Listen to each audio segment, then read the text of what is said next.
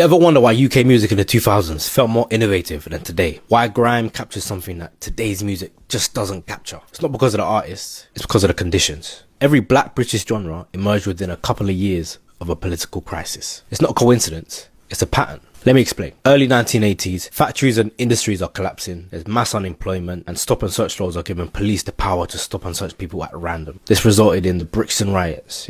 Caribbean communities respond by using music, sound system, pirate radio as community hubs during a very hostile time. They weren't just partying, it was survival. And that DIY spirit there, that becomes the foundation for what comes next. By the early 90s, a recession just ended, so youth services cut.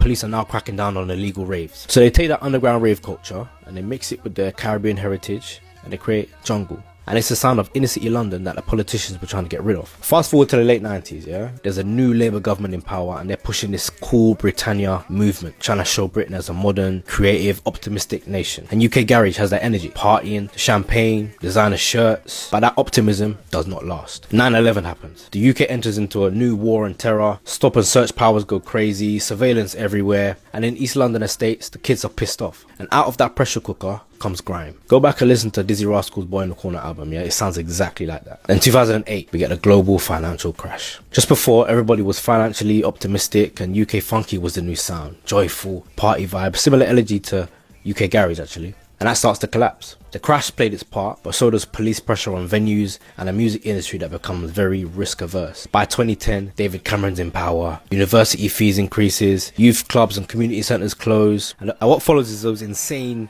pop crossover years where grime MCs are now doing EDM music just to survive. Tiny Temper, Tinchy Strider, Kano.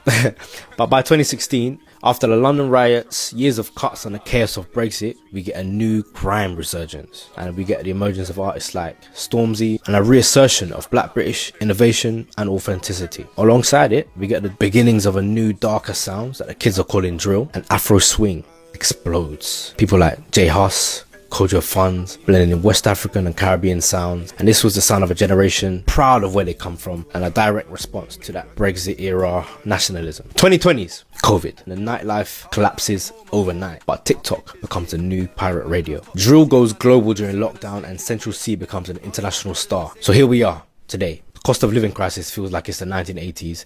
Clubs are shutting down faster now than they did in COVID times. The formula's running again. And the question isn't whether something new is coming. The question is, will you recognize it when it arrives? Is it here already? Either way, black British music will continue to innovate, rebel, and define culture, turning survival into amazing music. If you learned something, give me a like and follow for more.